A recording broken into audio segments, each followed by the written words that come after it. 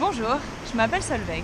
Depuis novembre 2016, je voyage autour du monde avec mon copain et depuis maintenant plus de 8 mois, nous sillonnons la Nouvelle-Zélande à bord de notre van. Je partage régulièrement nos aventures sur Facebook et Instagram, mais aujourd'hui c'est un petit peu particulier car je suis ici pour répondre à toutes les questions que vous m'avez posées sur la Nouvelle-Zélande et son lien si particulier avec la trilogie du Seigneur des Anneaux et du Hobbit. Je ne vais pas vous faire un cours de géographie détaillé, mais voici quelques chiffres pour vous aider à comprendre la démographie néo-zélandaise. Tout d'abord, il faut savoir que la superficie de la Nouvelle-Zélande est à peu près 2 fois plus petite que celle de la France. Il faut 2 Nouvelles-Zélandes pour faire une France si vous préférez. Cependant, la Nouvelle-Zélande possède beaucoup moins d'habitants proportionnellement que la France. Nous sommes environ 67 millions, en Nouvelle-Zélande, ils sont moins de 5 millions. Les 3/4 des Néo-Zélandais vivent sur l'île Nord, majoritairement dans les villes de Auckland et Wellington, alors que l'île Sud est plus grande, mais plus sauvage. Il paraît qu'en Nouvelle-Zélande, il y a plus de moutons que d'humains, c'est pour dire. Sachez qu'en Nouvelle-Zélande, on fait la différence entre les Maoris, ces peuples natifs du pays, et les Kiwis, ces peuples d'immigrés européens, principalement britanniques. Les Kiwis représentent 70% de la population néo-zélandaise, les Maoris 15%, et les 15% restants sont un mix de migrations de différentes nationalités. Il existe 2 langues officielles en Nouvelle-Zélande, l'anglais et le maori. Ces 2 langues sont enseignées à l'école. De nombreux panneaux sont traduits en anglais et en maori, et certaines chaînes à la télévision ne sont diffusées qu'en maori. Mais dans la réalité, seuls 21% des habitants en Nouvelle-Zélande parlent maori.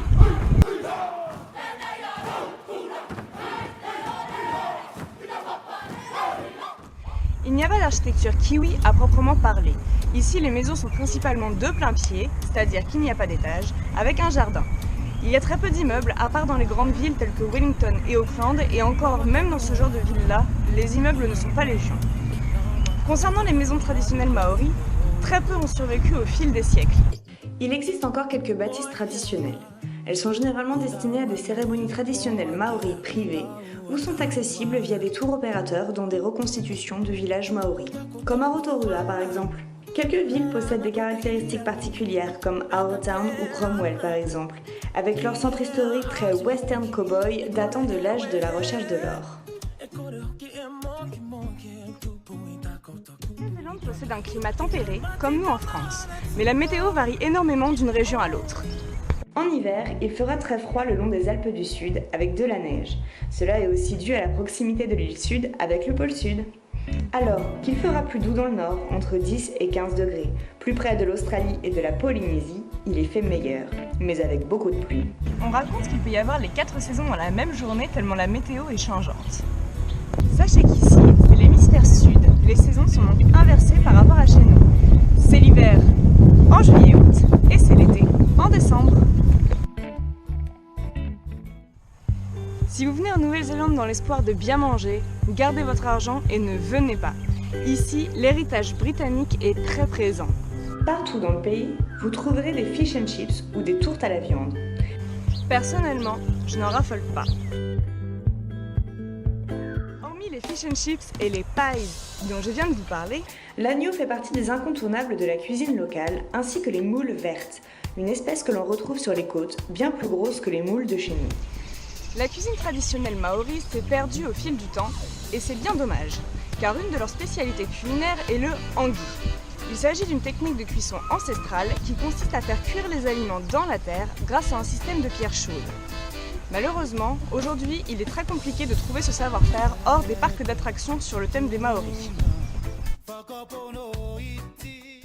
À part les fruits et légumes classiques que nous trouvons en France, la Nouvelle-Zélande possède sa propre espèce de patate douce appelée kumara, mais aussi le yams, qui a une forme et une couleur plutôt originales. Pour votre culture personnelle, sachez que le kiwi, contrairement à ce que son nom l'indique, n'est pas d'origine néo-zélandaise mais d'origine chinoise.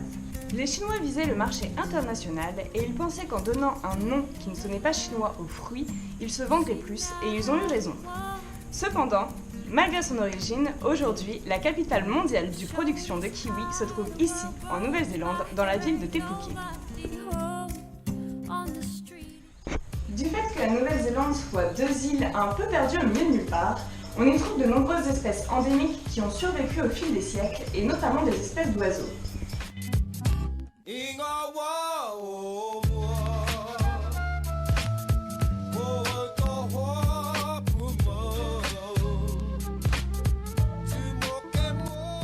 Mais la Nouvelle-Zélande, c'est aussi une vie sauvage marine, avec les baleines, les dauphins, les pingouins, les otaries et même les phoques.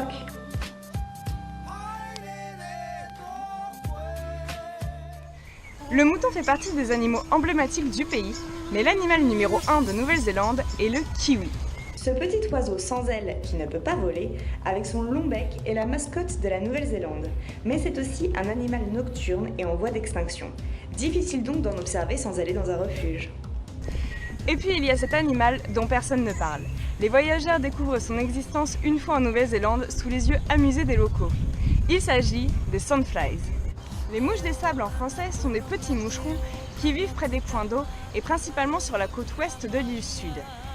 Attendez-vous à devenir fou à cause des sandflies, car elles sont souvent par dizaines, voire centaines, s'infiltrent partout, même à travers les moustiquaires, et elles piquent même à travers les vêtements.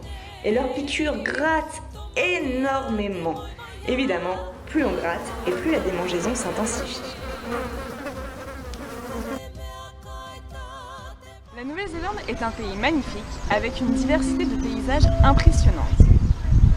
On passe des montagnes, de la plage, aux glaciers, en passant par les fjords et les volcans, mais aussi les nombreux lacs, vallées, forêts, parcs nationaux, sources d'eau chaude et même des déserts. Sur un si petit territoire, ça a quand même quelque chose de presque magique. Voici une question bien compliquée, car comme je viens de vous le dire, la variété des paysages est telle qu'il est difficile de n'en choisir que quelques-uns. Mais voici mon top 5 des lieux à ne pas manquer si jamais vous venez en Nouvelle-Zélande. 5. Rotorua. Première destination touristique du pays, ici c'est le mix entre région volcanique, geysers, sources d'eau chaude et culture maori. 4. Les Catlins. Que vous choisissez la côte ou le parc national, vous en prendrez plein les yeux. Petite mention spéciale à Nugget Point, un vrai coup de cœur. 3. La péninsule de Coromandel. Des paysages entre plages et forêts encore préservés. 2. Le Tongariro. Ce volcan a servi de décor au Seigneur des Anneaux en tant que Mordor, là où fut forgé l'anneau. Il s'agit aussi de l'une des plus belles randonnées du monde. 19 km, une journée entière de marche pour en prendre plein les yeux. 1. Les Alpes du Sud. Impossible de choisir un seul endroit, alors j'ai choisi tous. Les villes de Wanaka et Queenstown, mais aussi le mont Cook et sa randonnée de 3 heures, sans oublier le célèbre Milford Sound, perdu dans une nature sauvage. Oui, que vous veniez comme touriste pour des vacances ou que vous décidiez entre vos 18 et 31 ans de venir faire un visa pour travailler comme moi, vous allez adorer. Bon, je vous propose maintenant de passer à ce que vous attendez tous, vos questions sur le Seigneur des Anneaux et le Hobbit. Comme je vous l'ai dit précédemment, le Mordor est en réalité le volcan du parc national du Tongariro, tout comme le Gondor. I can't carry it for you. But I can carry you! Come on!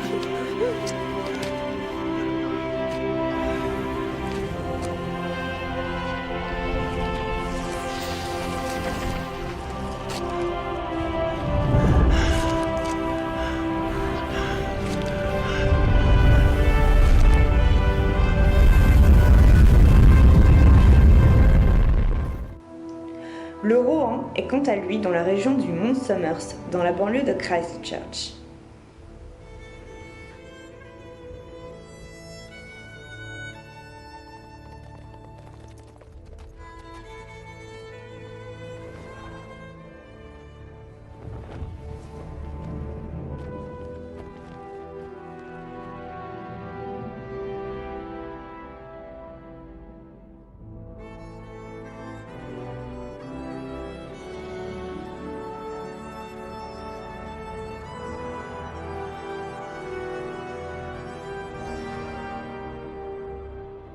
Minas Tirith est quant à lui dans la région de la ville de Twizel, non loin du mont Cook.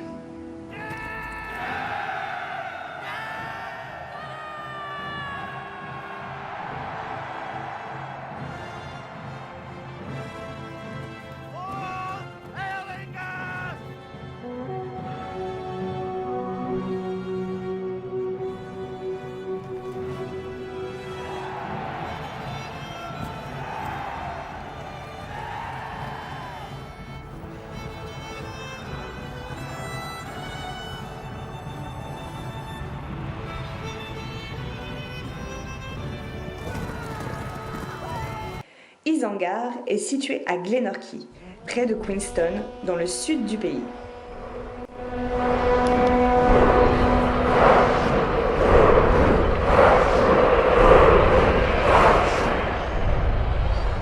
A new power is rising. Its victory is at hand.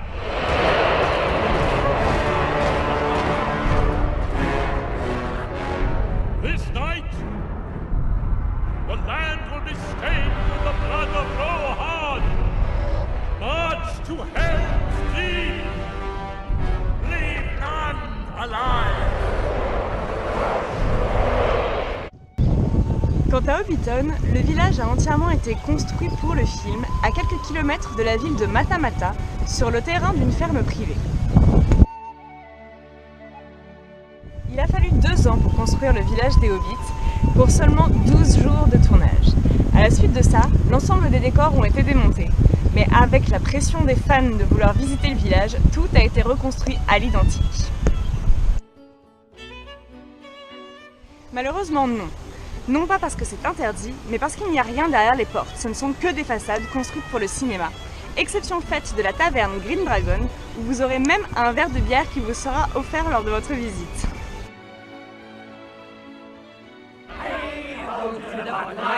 To heal my heart and drown my woe. Rain may fall and wind may blow, but there still be many miles to go. Sweet is the sound of the pouring rain, and the stream that flows from hill to plain. Better than rain or rippling brook. As a Mongol beer inside the stove.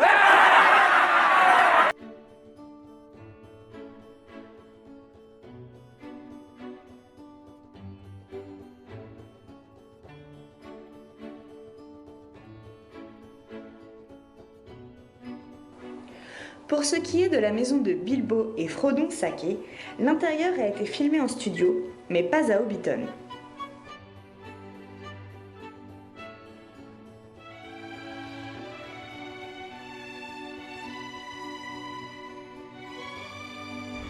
Cependant, nous vous avons réservé des places pour la visite de la comté dans quelques secondes seulement. En attendant, abonnez-vous à notre chaîne YouTube et rendez-vous sur notre site internet frenchytravel.com. La visite de Hobbiton commence maintenant.